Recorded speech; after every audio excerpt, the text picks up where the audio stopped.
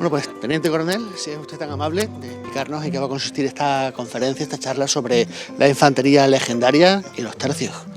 En primer lugar, tengo que decir que esta es la primera vez que vengo a Ceuta y la verdad que estoy súper emocionado y muy contento de estar aquí en esta ciudad y que me hayan llamado al Centro de Historia y Cultura Militar de Ceuta para dar esta conferencia. Este año el Ejército Español pues celebramos el 500 aniversario de la Batalla de Pavía, 400 del sitio de Breda, que se ha considerado que es el periodo, esos 100 años, de la hegemonía de la infantería española en Europa y en el mundo. Entonces se están realizando en toda España, en muchas plazas se están realizando pues este tipo de conferencias. La charla de hoy, pues lógicamente voy a hablar de la infantería legendaria, de los tercios. Mi intención es en poco tiempo, porque tampoco se podía hablar de los tercios muchísimas horas, se podía hacer ciclos enteros. De hecho hay otras ciudades que por ejemplo dedican 4, 5, 6 conferencias.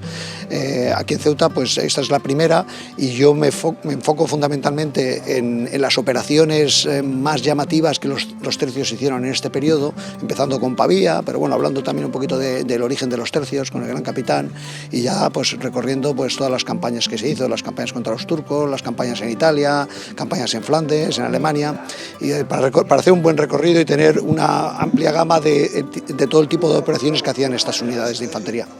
Va a ser una charla con contenido denso, quiero decir, solamente para personas interesadas en la historia, o una persona con curiosidad puede venir y disfrutarla. Yo habitualmente considero que es mejor dar charlas divulgativas, de divulgación.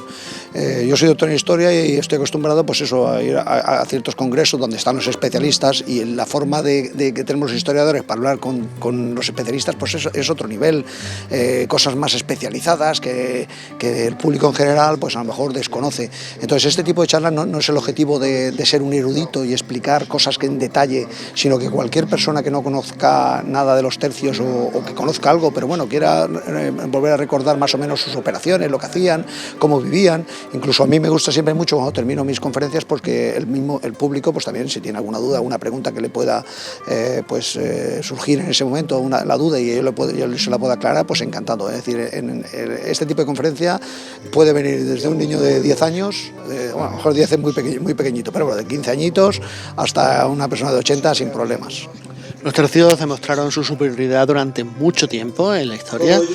¿A qué cree usted que se debe? ¿Cuál es la clave para que fuesen tan superiores en muchísimos aspectos? Pues lo vamos a explicar, pero una de las razones fundamentales fue primero que en el momento de la creación de los tercios éramos los más avanzados tecnológicamente del momento, éramos los que habíamos sido capaces de la nueva tecnología, sobre todo las armas de fuego, llevarlas al campo de batalla y utilizar una serie de tácticas que abandonan lo que había sido la Edad Media, que era una guerra de caballeros, muy caballeresca, y nosotros éramos empezando por el Gran Capitán, Gonzalo Fernández de Córdoba, eran personas que estaban sobre el terreno, eran personas eminentemente prácticas y que utilizaban estrategias que en ese momento no estaban de moda, más luego la combinación de las armas de fuego con las armas de la época, la pica, la espada, fue lo que dio a los españoles esa hegemonía y sobre todo porque conseguimos tener unidades profesionales, una de las primeras unidades profesionales de aquella época que tenían mucha continuidad, no eran tropas que se contrataban solamente para una campaña determinada, sino eran gente que estaba permanentemente su vida, a lo mejor se pegaban 30 años luchando en los tercios. Había, por ejemplo, Julián Romero, maestre de campo, pues fue una persona que empezó en los tercios como mochilero, llevando la mochila a un soldado y acabó siendo maestre de campo. Eso es toda una vida dedicada a la milicia, entonces el grado de profesionalismo era muy grande, muy elevado. La primera gran organización que hizo el Gran Capitán fue crear las capitanías, todo parte de la compañía. Una capitanía la manda un capitán, es una compañía, aproximadamente 100 hombres, 100, 150 hombres. Dentro de la compañía sí que es cierto que había una fragmentación de las unidades por escuadras hasta llegar a la camarada, que fue una de las claves también del éxito de los tercios. La camarada unía en grupos de 4 o 5 personas veteranos con bisoños, de forma que el veterano enseñaba normalmente al recién llegado, al recluta que no sabía nada, pues iba aprendiendo de ese veterano. No se hacían, estas camaradas eran fundamentales porque la camarada era vivir juntos, se llama camarada porque vivían en la misma cámara, cuando llegaba vivían en la misma tienda, comían en el mismo rancho, hacían la vida conjunta y hay que pensar que no siempre estaban los tercios combatiendo, había muchos periodos de paz en los cuales esa vida, esa microcélula formada por la camarada dentro de una escuadra, dentro de una compañía, era lo que hacía que el soldado se sintiera orgulloso en esa compañía, y cuando llegara el momento del combate, pues se notaba muchísimo más la eficacia de estas unidades, ese compañerismo. Ese hermanamiento, el compañerismo, el combatir por el compañero que estás al lado, más allá de las ideas abstractas de luchar por la patria, o luchar por Dios o por lo que consideraban en su momento. Ellos al final acababan luchando por su compañero, con la persona que vivían a su lado, y estaba a su lado permanentemente. Incluso en las ordenanzas se decía de que la camarada se encargaba de los enfermos. Si se ponía enfermo, tú eras el responsable de curarle, de llevarle a donde fuera para curarle. Era, ya digo, era un microcosmos que era el que dio esa cohesión de estas unidades, que es fundamental para la batalla. Es que hay muchísimas, es que el Gran Capitán, ya en la escuela del Gran Capitán ya hubo muchas. Yo por señalar algunas, bueno, tenemos por ejemplo al Marqués de Pescara, Fernando de Ábalos, que fue el vencedor en la batalla de Pavía. Luego posteriormente las generaciones de Sancho Londoño, Lope de Figueroa, Francisco de Bobadilla. Luego los grandes generales, pues tenemos lógicamente, además del Gran Capitán, tenemos al Gran Duque de Alba, tercer Duque de Alba, que fue el que derrotó en la batalla fundamental, la batalla de Múlver. O tenemos posteriormente a don Juan de Austria. Estamos hablando ya de los grandes jefes de los ejércitos. Tuvimos mandos muy buenos a nivel capitán que acababan llevando a maestro, pero es que los generales de su momento eran los mejores. El Gran Capitán, el Gran Duque de Alba, don Juan de Austria, Requesens, luego Alejandro Farnesio, Ambrosio Spínola. Todavía son personajes que, aunque en España desgraciadamente pues no se les conoce, cuando uno va a Bélgica, a Holanda, todavía los nombres de Spínola y Farnesio y sobre todo Alba, que ya saben que allí les asustan con el Duque de Alba, pues son muy reconocidos como generales en su momento.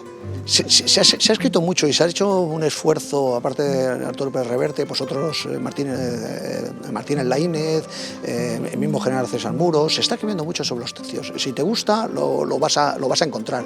La clave es, realmente el público en general está interesado por la historia, ya no digo solo por la parte de los tercios. Nuestra historia está desconocida, y hay que reconocer que en los colegios, yo por ejemplo soy profesor de historia también fui en su momento de instituto, mientras estaba en el ejército, y ahora soy profesor de historia también. Y yo muchas veces me doy cuenta de que la educación que reciben nuestros mismos soldados cuando vienen a las unidades, hay gente que le cuentas una charla de los tercios, o le cuentas cualquier charla de cualquier periodo de la historia, y ves que no le han explicado eso nunca. Es una labor que tiene que realizar la misma escuela, y en la misma escuela hay que explicar estas cosas, no por explicar el tema de los tercios, que es un tema de guerra, estamos siendo favorables o somos belicistas, no, sino que esto es una parte de la historia que hay que explicar. Muchas veces se explica mal, muchas veces no la entendemos por nuestros propios prejuicios, y por eso al final nuestra población en general, pues igual que hablamos de la guerra de independencia, de cualquier otro periodo de nuestra historia, pues vemos que hay una falta de que poca gente, sobre todo la juventud, desconoce estos episodios. Y gracias a este tipo de conferencias, pues bueno, si estás interesado, pues hombre, te vas a enterar un poquito, y luego ya tendrás pues mucha literatura a la que acudir, si realmente te interesa el tema. ¿Qué va a durar la conferencia de hoy? Pues yo habitualmente suelo pararme a la hora. Yo ya estoy acostumbrado a dar mis clases de 50 minutos, y yo mismo tengo ya un reloj interno que digo, esto se está alargando un poquito. Pero sí que es cierto que cuando miras a la gente y ves si ya están animados, no están animados, te dan ganas de continuar un poquito más, o si ya ves que, oye, parece que está siendo un poquito pesada, pues hombre, ya intentas acabar. Pero bueno, la charla, más de una horita, yo creo que bastante que han venido a vernos, y no vamos a castigarles encima que vienen.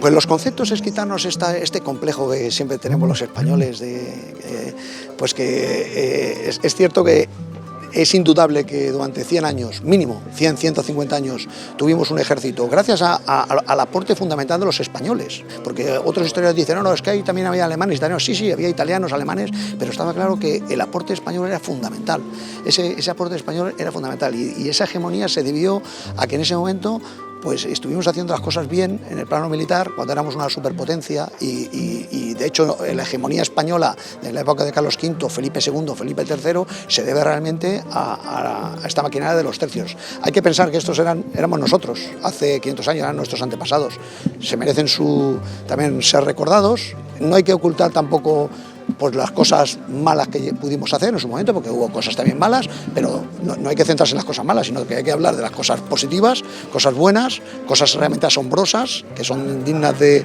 recordar, y bueno, y alguna vez también hablaremos de alguna cosa mala, pero no solamente de ellas.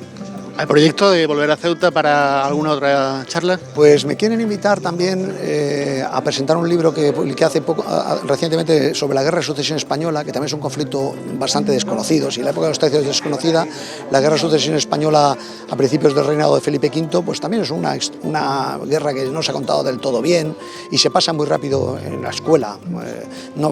Hay mucha gente que no conoce, ya no digo en detalle, sino le preguntas a cualquiera, dime una batalla de la Guerra de Sucesión y probablemente ni la sepa decir. Entonces es un libro que publiqué el año pasado, que estoy presentando por toda España, y ahora recientemente lo presenté, la última vez lo presenté en Zaragoza, voy a ir a Tarragona, Barcelona también lo presenté, y hablamos de presentarlo a lo mejor en Ceuta aquí, a lo mejor en verano, un poquito más adelante cuando me inviten, pues estaré encantado de venir, porque la verdad que es un placer estar aquí.